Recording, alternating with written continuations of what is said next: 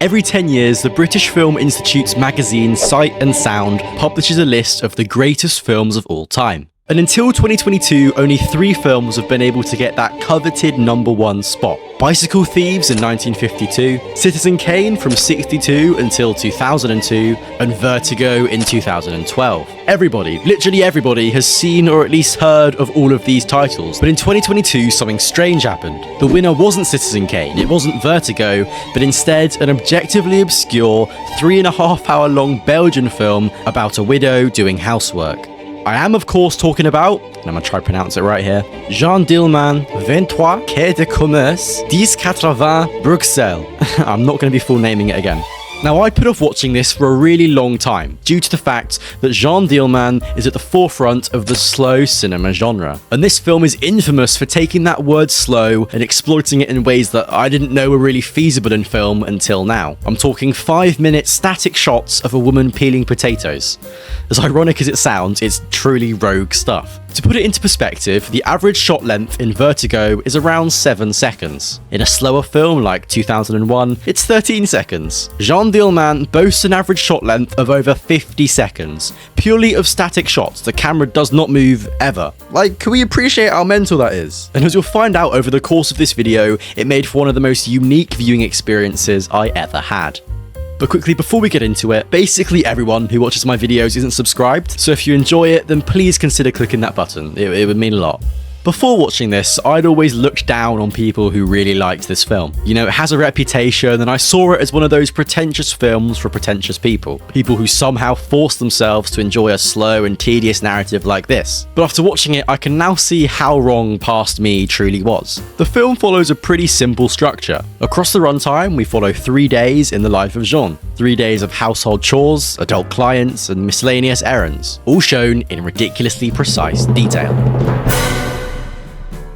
On day 1, the bulk of her routine is established. She wakes up, she puts on her robe, polishes her son's shoes, makes coffee, does her chores, she does a lot of chores, runs some errands, babysits the neighbour's child, and engages with a male client in the afternoon, before making dinner. It's a meticulously planned out routine that's translated to the screen with the same mundanity as it carries. This is her life, and we're here to live it. If she's peeling potatoes, we're going to be there with her. It flips this convention of pacing on its head. For us, there is no escape to the monotonous nature of household tasks because this is Jeanne's life. The stationary camera often places itself in a way that doesn't even put her in focus, with the focus instead being left to the still foreground. It's a choice that reinforces the idea that we're not here to watch a performance, but instead take that voyeuristic role of an observer. Our view is restricted to that of the flat, revisiting these pre-established views of rooms as she moves through them with near complete disregard for the viewer and our perspectives. Jeanne isn't what we're supposed to focus on, but instead the way she lives. It's this minimalism in the way her life is depicted that allows us to pay really close attention to the details and the patterns in the way she does things. Chantal Akerman, the director, presents this idea of a solid routine and a stable protagonist, but as we come to find out,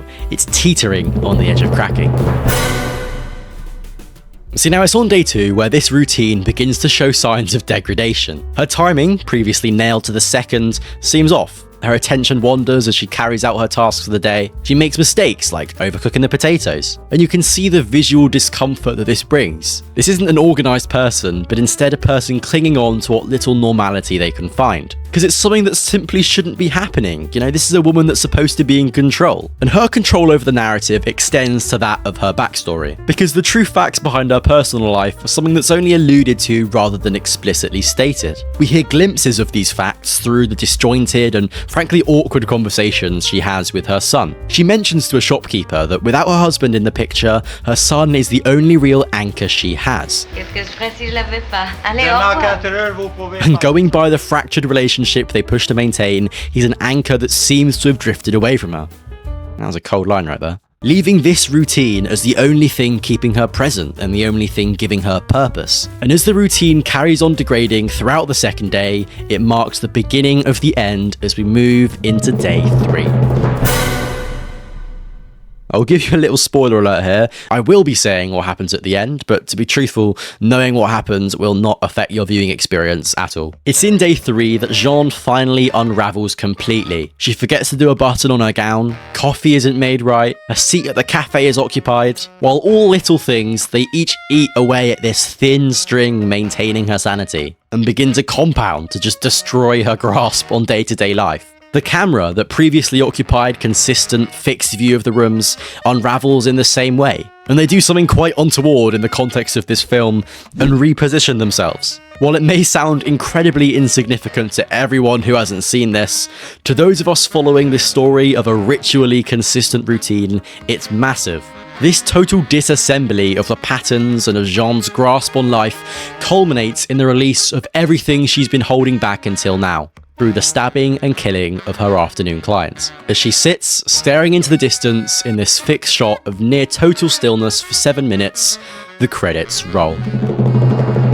What a film. What a crazy, whoa. A thing I find interesting about Jeanne Dielman is that it's a film that's incredibly difficult to explain, with a feeling that's incredibly difficult to convey. It's a very vibes-heavy film, but not in the conventional sense. Because when I picture a quote-unquote vibes film, I think dense visuals, I think vibrant colour, I think eccentric characters. But this is anything but those things. The visuals are objectively flat, the colours subdued, and the characters couldn't be further from eccentric. But Jeanne Dielman still manages to retain its vibe film qualities purely by the feeling it evokes, you know? While at first I thought I'd hate the slow nature, after committing to watching the film and allowing it to wash over me, I truthfully didn't notice that runtime, in the sense that the runtime is 3.5 hours long. You know, it obviously still felt long. You know, it's one of those things you can't dip in and out of. You're either there or you're not. To give you a little example here, my dad walked in right at the potato peeling scene, and he tried to film it for about 30 seconds before declaring that, quote,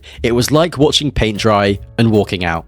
But that brings me to my final point, the question of if it deserves that top spot. To put what I'm going to say into perspective, I think this is much better than both Citizen Kane and Vertigo. And looking at the general spread that the BFI likes to favour, Jeanne Dielman, for me, is very comfortable in that top band. Do I think it's the best film I've ever watched? No, obviously not. But that's not really the point I'm trying to get at here. The point is, do I think it deserves to be there amongst the greats? And honestly, I'd say yes. While maybe not my personal pick, watching it has been a film watching experience like no other for me. To celebrate finishing this, I bought myself Saturn Tango.